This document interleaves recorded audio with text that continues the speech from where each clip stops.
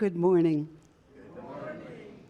My name is Eileen, and I welcome you on behalf of the entire spiritual community here at Unity of Ocala.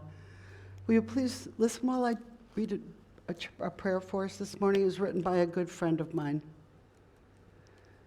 God, my companion, friend, and counsel, who is everywhere and everything, help my spirit to better understand and fulfill your will.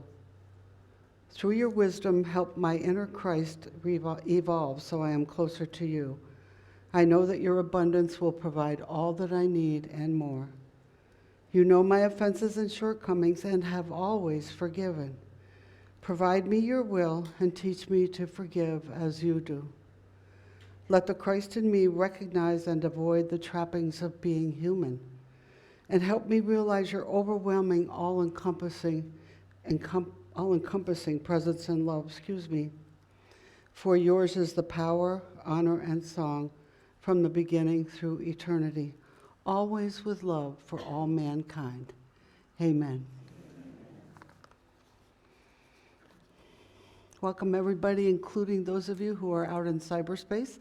We have our first song.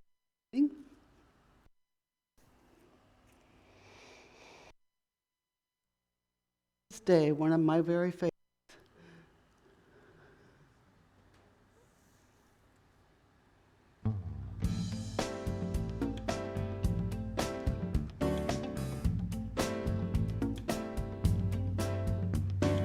Thank you for this day, Spirit, thank you for this day.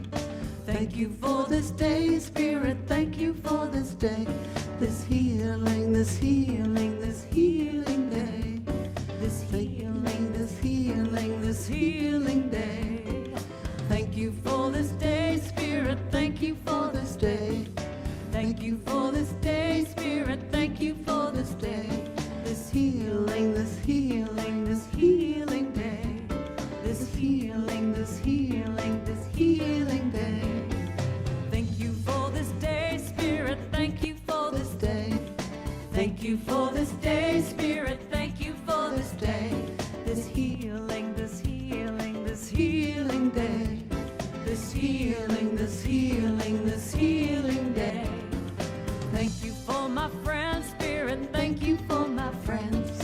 Thank you for my friends, Spirit, thank you for my friends. My wonderful, my wonderful, my wonderful friends.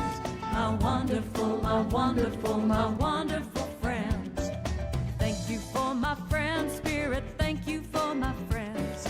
Thank you for my friends, Spirit, thank you for my friends. My wonderful, my wonderful, my wonderful friends. My wonderful, my wonderful, my wonderful friends. Thank you for my health, Spirit, thank you for my health. Thank you for my health, Spirit, thank you for my health. My radiant, my radiant, my radiant health. My radiant, my radiant, my radiant health. Thank you for my life, Spirit, thank you for my life. Thank you for my life, Spirit, thank you for my life. My glorious, my glorious, my glorious life. My glorious, my glorious, my glorious life. Thank you for my wealth, Spirit, thank you for my wealth. Thank you for my wealth, Spirit, thank you for my wealth. My opulent, my opulent, my opulent wealth. My opulent, my opulent, my opulent wealth. Thank you for this day, Spirit, thank you for this day. Thank you for this day, Spirit, thank you for this day. This healing, this healing, this healing day. This healing, this healing, this healing day. Thank you for this day, Spirit. Oh, well, thank you. Thank you for this day, Spirit. I want to thank you. I want to thank you. Thank you for this day, Spirit. Every day I say thank you for this day. We love Karen Drucker here, don't we? Please join me as we speak Unity's foundational principle together. There is only one power, one presence, active in the universe and in my life. God the good, omnipotent. And when we live this principle together, we are thriving spiritual community here to inspire one another to realize God's love. Centered in the Spirit of God, we see peace, love, and abundance in an awakening world.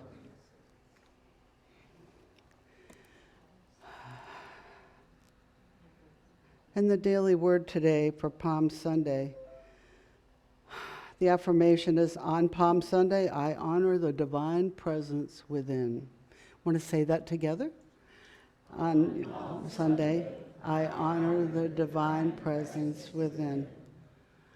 On Palm Sunday, Jesus made his triumphant entry into Jerusalem with a donkey colt, spiritually symbolizing dominion of the Spirit over human nature. Today, I find inspiration in that timeless Bible story. Going forward, I commit myself to mastering my impulses and judgments and continually surrendering my imperfections to the Christ within. My commitment in regularly going to the upper chamber of my consciousness smooths the rough edges of my mind and opens my heart to perfect love and purity. By following Jesus' example, I proceed with courage and confidence along the path of fulfillment and transcendence. Our reading today is from John 12:46. I have come as light into the world so that everyone who believes in me should not remain in darkness. We have another music video, and after the video, we have our guest speaker for today who's going to do our meditation and message, Reverend Peggy. She's no stranger to any of you. Enjoy.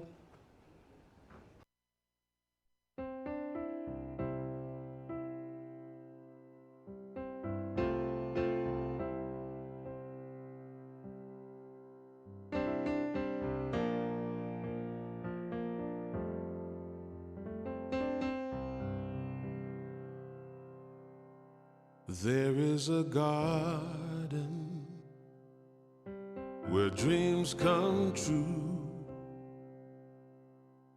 a beautiful garden where God's grace blooms. There is a garden where everything grows, a beautiful garden where love is sown. And in this place of light and love, you can have anything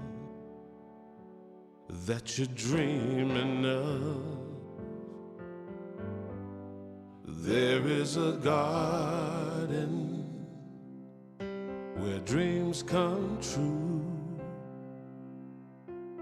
a beautiful garden.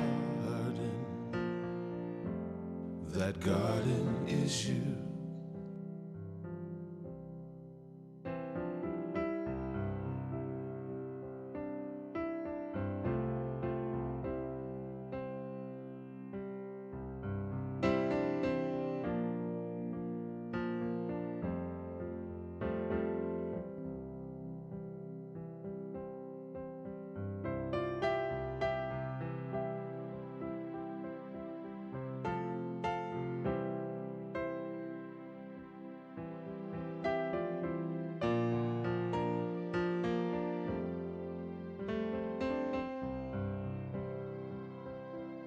And in this place of light and love, you can have anything that you're dreaming of. There is a garden where dreams come true, a beautiful garden. That garden is you. Such a beautiful garden. That garden garden is you.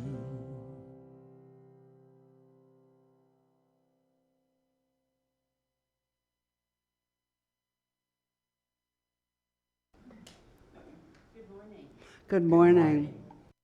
Privilege to be back with you today, and especially for Palm Sunday.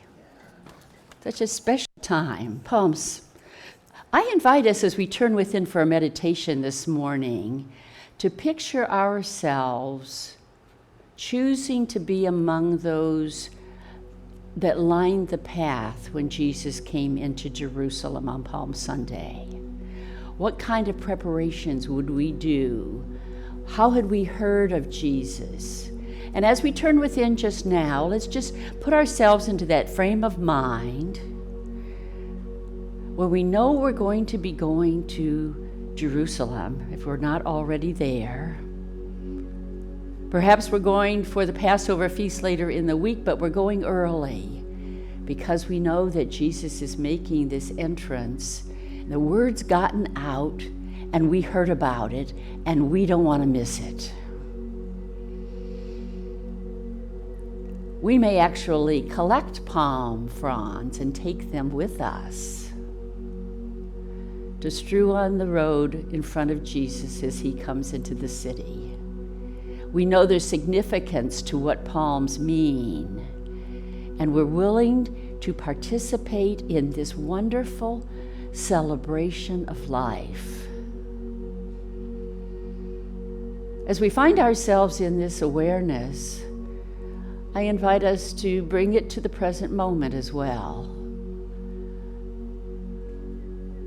I'm among those that believe it really happened as a historical event. And I also know that there is symbolism and gifts to be received as we apply it in our daily lives. So in this very quiet time, in preparation for perhaps lots of noise, we find our hearts excited and warmed. There may be chattering among our family members and our friends, saying, I know I'm going to be there for some wonderful happening today. Join me. And we find our place along the road,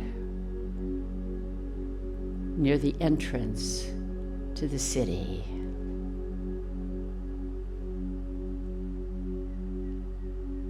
And so I invite us to come back into the room right now for my talk, but while you're here, to keep in mind the frame of mind that you have right now, anticipating something of significance that you're going to participate in yourself. Not just read about, but know it's true for us today. Oh, the clicker, thank you for bringing it up. That was magic. It came while my eyes were closed. Didn't you love that? Okay. So here, a time of awakening, that kind of overlapped. Isn't that interesting? And yeah, there we are. So that's the title of my talk this morning, A Time of Awakening. And as we think of spring, there's lots of awakenings going on right now, isn't there? This is a picture I took on the Ocklawaha River near where I live in the Ocala National Forest. And I don't know if you can see, but those are baby leaves on the trees. They're just starting to come out. I took that picture last week or the week before. And as we look at that, think of all that's going on around us right now. The leaves are getting bigger now than when I took that photo. But this is a time of awakening, isn't it? And we've come from a pretty hard winter this year. And so the awakening that spring provides is very welcome, isn't it? Even if it's a little cooler this weekend than it's been, this wonderful idea of awakening. And what does that mean metaphysically and spiritually for us as we talk about Palm Sunday this morning? So the Palm Sunday story, I tried to find a picture of a Bible turned to the New Testament. If you know your Bible well, you know the Psalms are in the middle of the Bible, right? If you open it to the middle, it's always the Psalms. And I could not find a picture of the Bible that wasn't in the middle. But you know the stories that we're talking about for Palm Sunday are farther along in the book. Matthew, Mark, Luke, and John, the Gospels, all have the story of Palm Sunday. And so I asked ChatGPT, how many are you using it now, to combine the stories from all of the Gospels to tell one story, and it did a good job. So I would like to read it to you. This is a harmonized Gospel reading. As Jesus approached Jerusalem, let me change this. As Jesus approached Jerusalem, coming near Bethphage and Bethany at the Mount of Olives, he sent 2 of his disciples ahead, saying, "Go into the village in front of you. There you will find a colt tied, one that has never been ridden. Untie it and bring it here. If anyone asks you why you are doing this, say, 'The Lord has need of it.'" They went and found it just as he had told them. As they were untying the colt, its owners asked, "Why are you untying the colt?" They answered, "The Lord has need of it." They brought the colt to Jesus, threw their cloaks upon it, and he sat on it, fulfilling what had been spoken by the prophet. "Behold, your king comes to you, humble and riding on a donkey." As he rode along, many spread their cloaks on the road, while others cut branches from the trees, palm branches, and spread them before him. The crowds that went ahead of him and those who followed began to shout, "Hosanna! Blessed is he who cometh in the name of the Lord. Blessed is the coming kingdom of our ancestor David. Peace in heaven and glory in the highest." Some of the Pharisees in the crowd said to him, "Teacher, rebuke your disciples." He said, "I tell you, if these were silent, the stones would cry out." As he came near and saw the city, he wept over it, saying, "If you, even you, had recognized on this day the things that make for peace." So Jesus entered Jerusalem, and the whole city was stirred, asking, "Who is this?" The crowds answered, "This is Jesus, the prophet from Nazareth in Galilee." He entered the temple courts and looked around at everything, and the people continued to welcome him with joy. Yet the hour was drawing near when the deeper meaning of this entry would be revealed. So let's talk about the symbolism behind the story. I won't ask for a raise of hands, but I'm among those who believe this really happened. If you want to raise your hand, you can. I believe in the Bible stories, and I also believe there are layers of understanding that we can gain. That as we grow spiritually, we can even grow in our understanding of stories we've heard many times before. And so for us to spend some time with this, it probably isn't new to you if you're a good unity person. If you had a different tradition in your background, this may sound different and strange, and I just invite you to bear with it. And keep an open mind. The stories of the Bible were meant to tell a story and reveal truth, but as we can bring them home to our hearts, they inform our lives too, and life can get better and better as we grow spiritually through the study of the Bible. I believe that that's true, and today is one of the days we get to celebrate that. So, Jesus, who became the Christ. Now, in Unity and New Thought, we may say Jesus Christ, but we know it's not his last name, right? If it were Jesus' last name, it's also your last name, because it speaks to the principle within us of the divinity that resides in us. And so that's one of the things we celebrate today on Palm Sunday, Jesus who became the Christ. And we can look at it from Fillmore's point of view. We could look at from Ernest Holmes' point of view. I'm a religious science minister, but I hang right in there with all of you folks that are Unity. We're sisters, and we believe the same things. We may say them a little differently. So I thought probably something that might be a little different was to talk about the way Charles Fillmore spoke about Jesus, and then the way Ernest Holmes, the founder of religious science, spoke about Jesus, because that might be new for some folks today. Fillmore makes a clear and important distinction. Jesus versus the Christ. Jesus is the historical man. Christ is the divine idea or spiritual identity within all people. For Fillmore, Jesus was the man who fully realized and demonstrated the Christ consciousness. Key ideas are that the Christ is in everyone.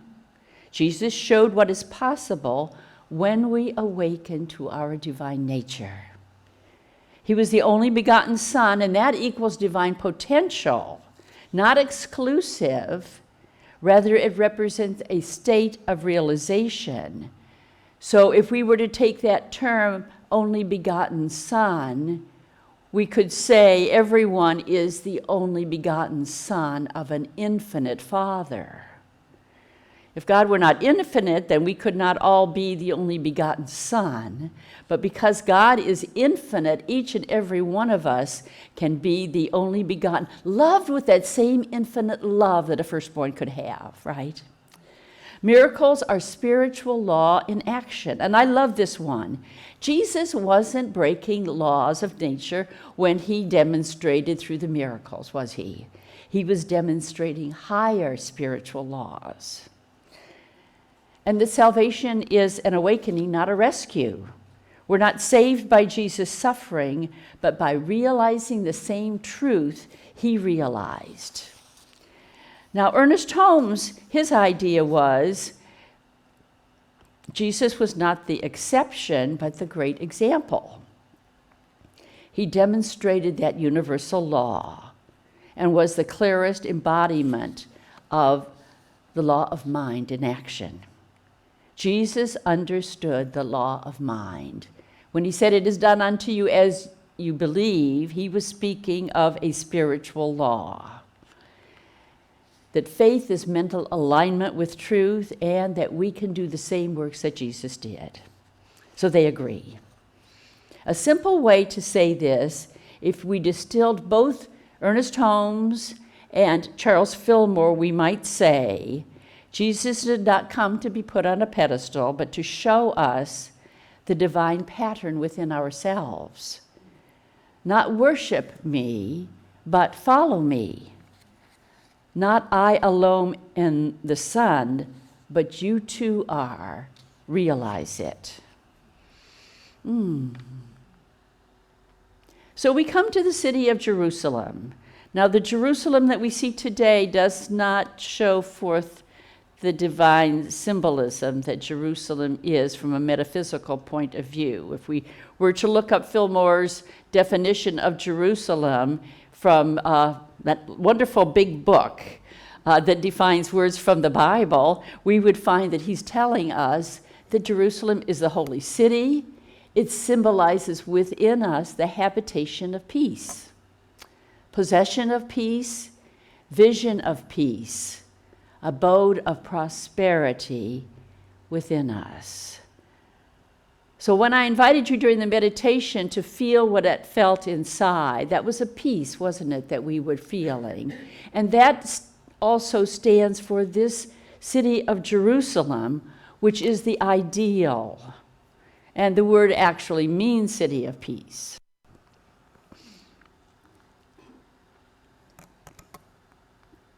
Why ride a donkey? I love this part of the story, don't you? You know, Jesus didn't say, go find a beautiful stallion and put me on it. He said, go, not just find a donkey, but find a donkey and the colt of a donkey that had never been ridden before. That's in one of those gospel versions. This has a long history. Solomon, when he became king, rode a mule that was David's. If a king was going off to war, he would ride a horse. But if he was coming in peace to his people in ancient times, he would ride a donkey. Because it's a beast of burden, it speaks of humility. In the ancient Near East, a donkey was not a lowly or embarrassing choice. It actually conveyed something very specific: peaceful authority, accessibility, legitimacy. Jesus did not have to force himself on those people that day, did he? He was there, and the symbolism was important.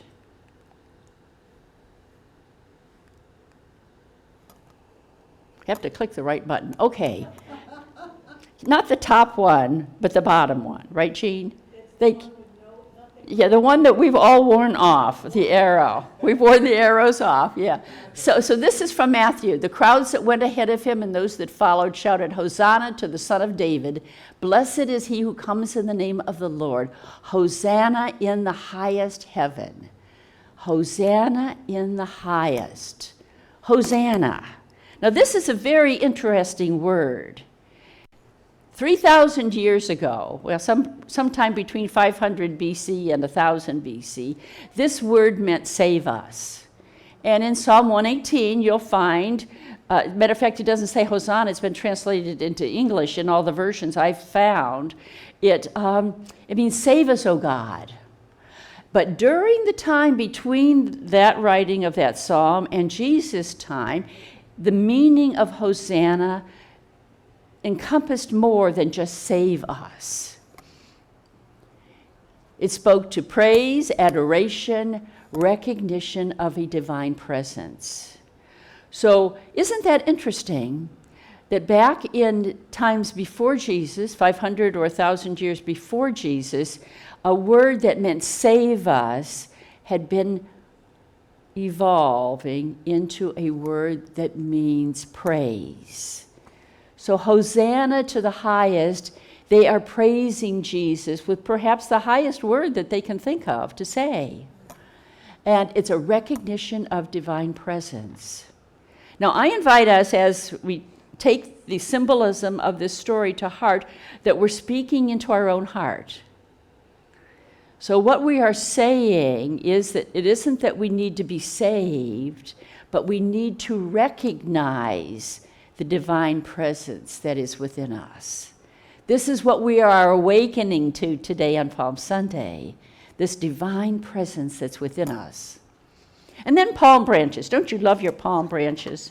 And they're up here along the front, if you didn't see when they decorated. They're in containers and all along the front. The palm is very significant. And we're going to talk about that next. Okay, palm branches were used as gestures of honor and peaceful welcome.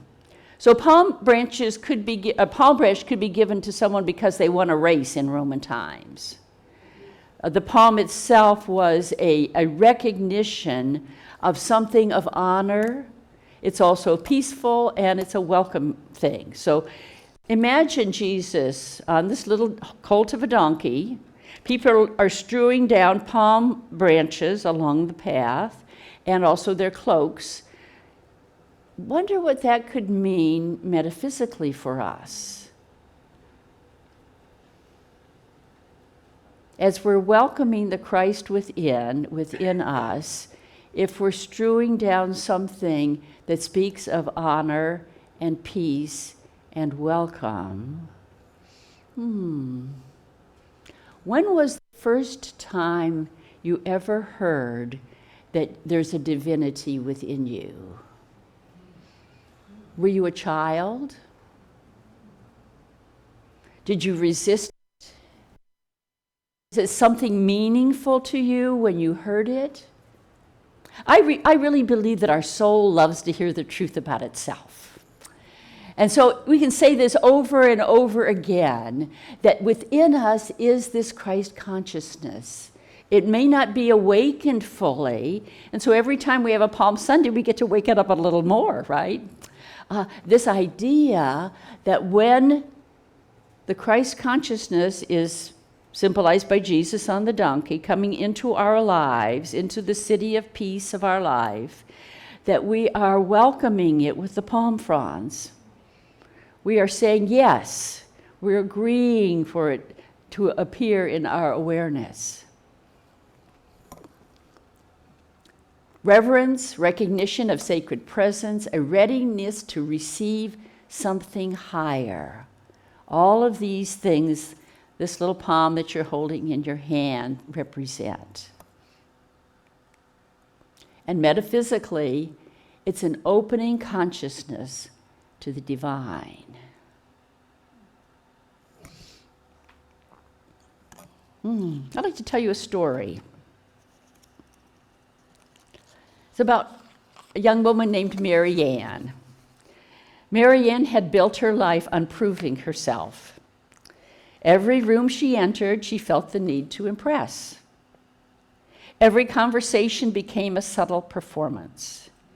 Even her spiritual life had become another place to get it right, to be the most insightful, the most peaceful, the most evolved. But beneath it all, she was tired. One Sunday morning, she sat in a small chapel as the minister spoke about Palm Sunday, not as a historical parade, but as a symbol, the entry of a deeper self into the city of our lives. Notice, she said, the Christ doesn't ride in on a war horse, but on a donkey. Not with force, but with humility. Not to conquer others, but to reclaim the inner kingdom. Something in Mary Ann paused. That afternoon, instead of rushing into her usual busyness, Mary Ann sat quietly on her porch. She asked herself one simple question. What would it mean to let something gentle lead my life? At first, nothing came. Then she noticed how much effort she'd been carrying, how hard she was trying to excel, even to be enough. And in that noticing, something softened. Over the next weeks, Mary Ann began experimenting, not with grand gestures, but with small ones. When she felt the urge to impress, she chose a quiet response instead. When she wanted to push, she paused. When she felt overlooked, she resisted the need to prove her worth. It felt like riding a donkey instead of a horse. Slower, quieter, more vulnerable. At work, she stopped interrupting people to make her point. At home, she listened more deeply. In prayer, she stopped trying to achieve peace and simply allowed herself to be present. At first, it was uncomfortable. Without her usual armor, Mary Ann felt exposed. But then something unexpected happened. People began to open up to her more. Conversations became more real.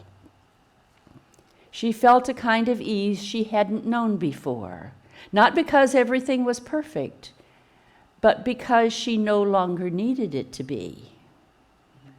The crowd inside her, the voices that shouted for approval, success, recognition, had grown quieter. And something else had taken its place. A steady, gentle presence. Not dramatic, not loud, but deeply real. She smiled softly and thought, this must be what it means to let the Christ enter the city. Palm Sunday, lived inwardly, isn't about our being celebrated. It's about what we allow to lead us. Not the ego's striving, but the soul's quiet authority. Not force, but presence. Not proving, but being. So here this Palm Sunday, I invite us to do another meditation before I close.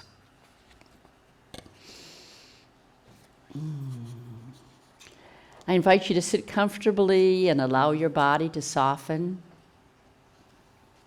Gently close your eyes if you choose to, and if you don't, let your gaze soften a little bit.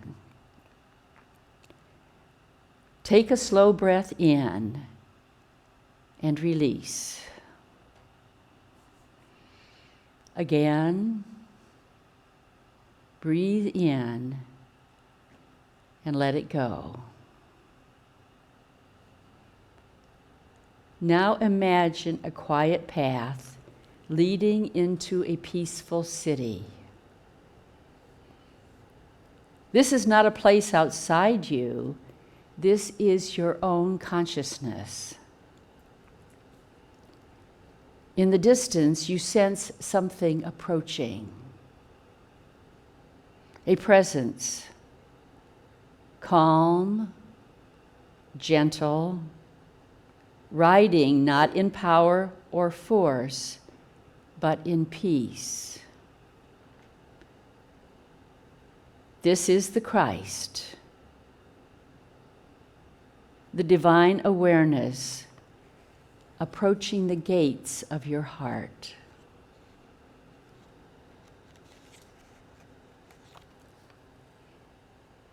Notice how the path is lined with people. These are your thoughts. Some are joyful, some uncertain, some simply watching. Now gently, you choose.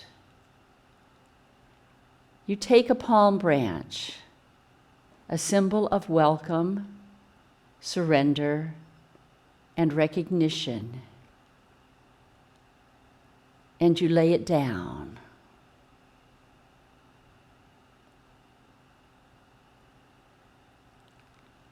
And you silently affirm, I welcome the Christ presence into my awareness. I make way for peace, for truth, for love.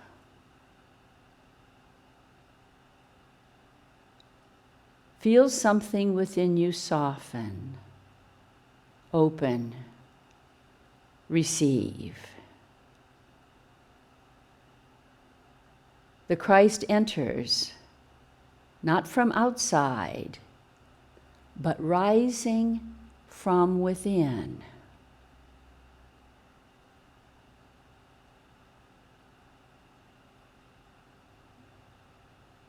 A quiet knowing, I and the Father are one.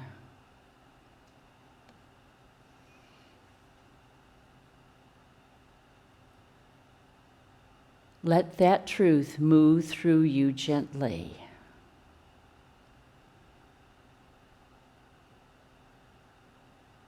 Now rest in this awareness. I and the Father are one. No striving, no reaching, only presence.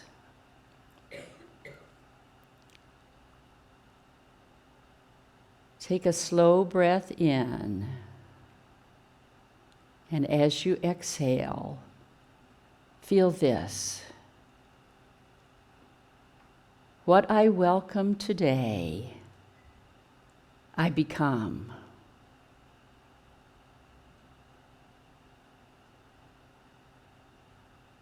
What I welcome today, I become. When you're ready, I invite you to gently open your eyes and carry this with you. Palm Sunday is not only a story you remember, it's a presence you allow.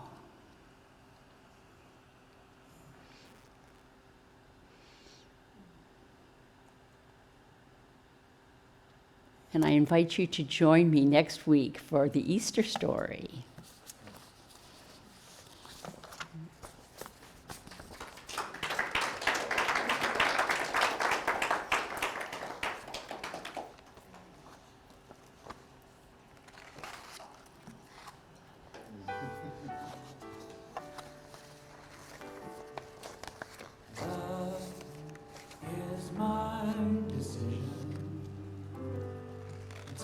Me to give of my heart.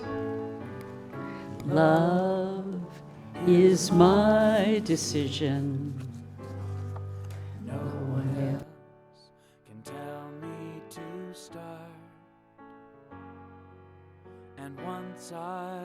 decide to change my mind, God will show me how. Love is my decision right here and now. Love is my decision. It's up to me to stand on that bridge. Love is my decision. No one else can make me forgive.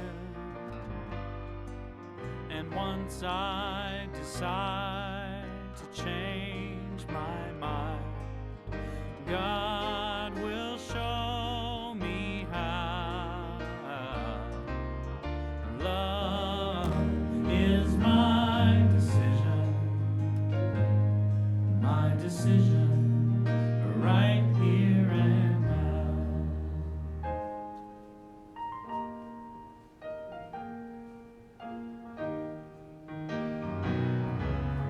Love is my decision. It's up to me to dance down the road.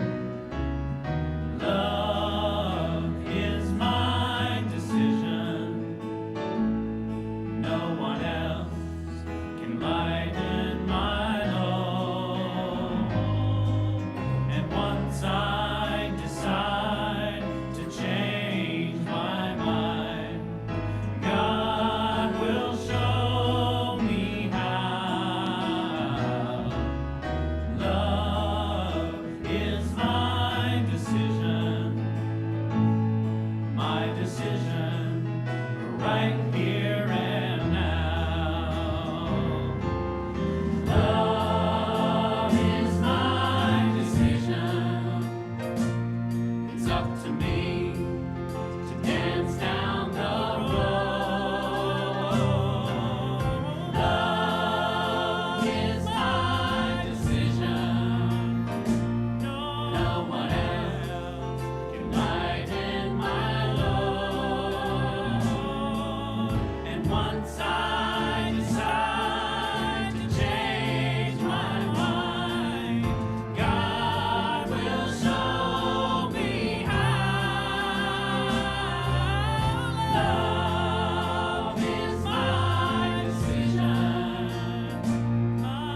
decision right here and now.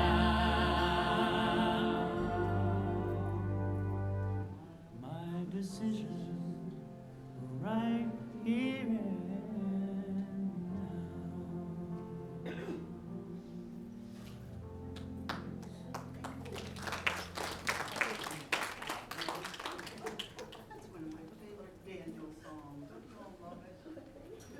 Will the ushers come forward, please?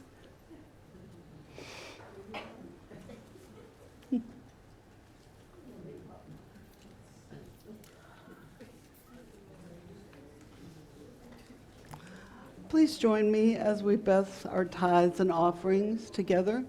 Divine love flowing in and through me blesses and multiplies all that I am, all that I have, all that I give, and all that I receive, and I am grateful. Surely the presence of the Lord is in this place. I can feel God's mighty power and God's grace. There's a holy hush around us. I see glory on each face. Surely the presence of the Lord is in this place. Surely the presence of the Lord is in this place. I can feel God's mighty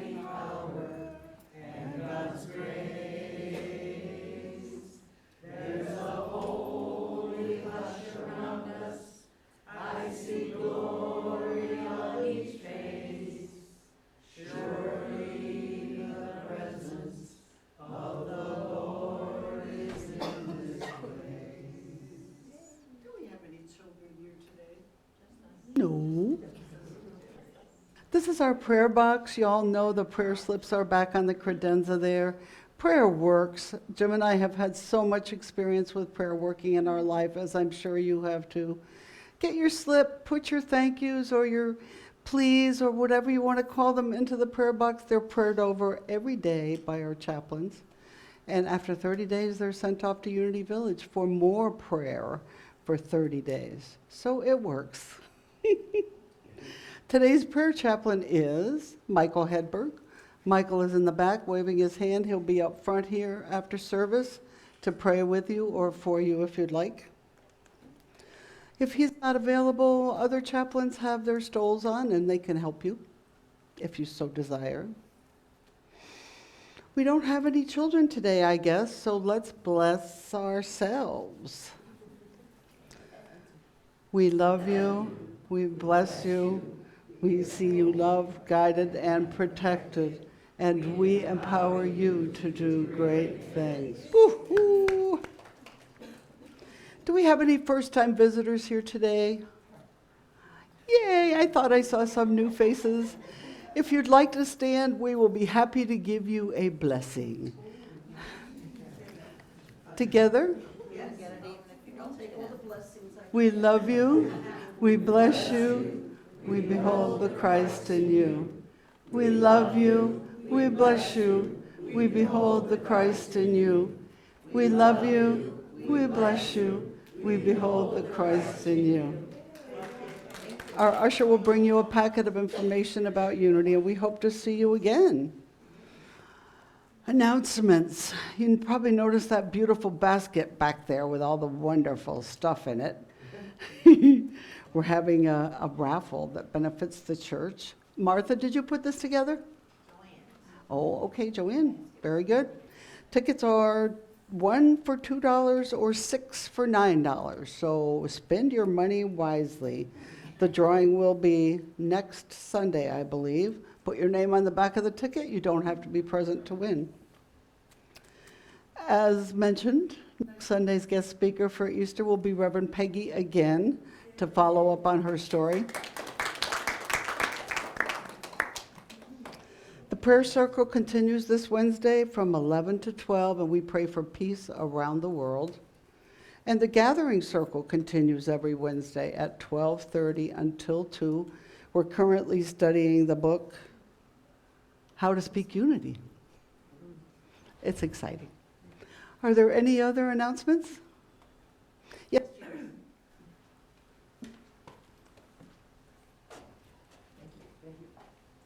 Okay, in the back of the, is this on?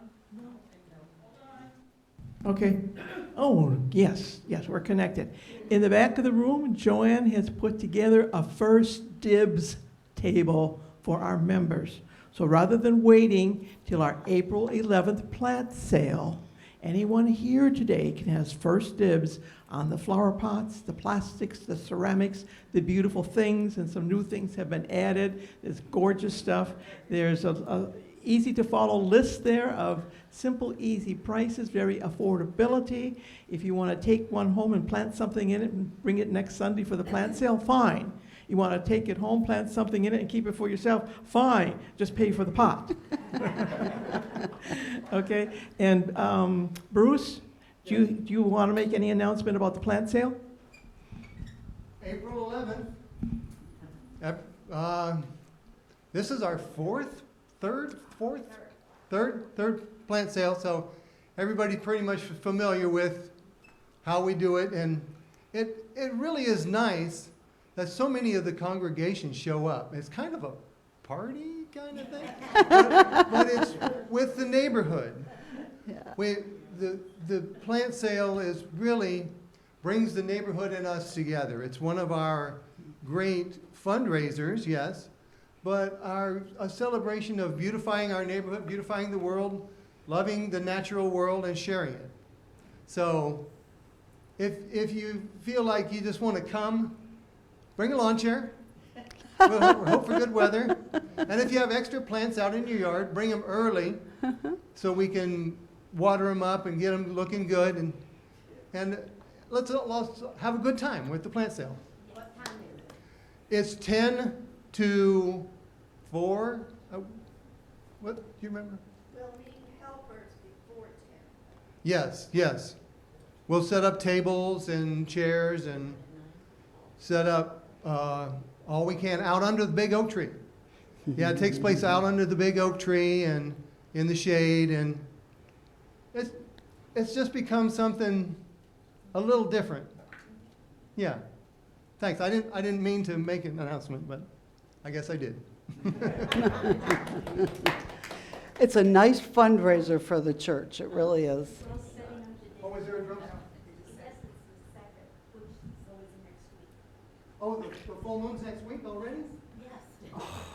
Wow. We will have a drum circle. I didn't realize it was next week. What- The full moon is on the 2nd of April. Yeah. So we've been doing it early. Now the time changed. What time are we doing it now, Shirley? You want to do it at 6, At 6? give people plenty of time if they're working to get home. And then get home by 8 at dark. We like to get everybody here who doesn't like to drive at night. Get them here to get in a few rounds of drum circle. And we have a great time. It might be inside again if it's hot. But we talk as much as we drum. So we just gather in fellowship and rhythm and have a real good time. Thank you, Bruce. Thank you. Anything else for the good of the church? If not, would you please stand if able, and we will sing our... We need help going down? I like to have something to hold on to. Just to be sure.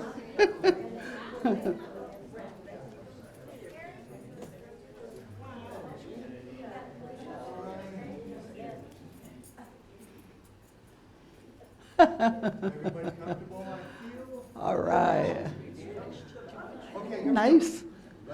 There be peace on earth, and let it begin with me. Let there be peace on earth, the peace that was meant to be. With God as creator, family all are we. Let me walk with my family in perfect harmony. Let peace begin with me. Let this be the moment now. With every step I take, let this be my joyous vow. To take each moment and live each moment in peace eternally. Now there is peace on earth, and now it begins with me. God surrounds us, the love of God enfolds us, the power of God protects us, and the presence of God watches over us. Wherever we are, God is, and all is well. Yay, God! Woohoo! Yeah, I always get so much out of your talks. I really do. And I love that.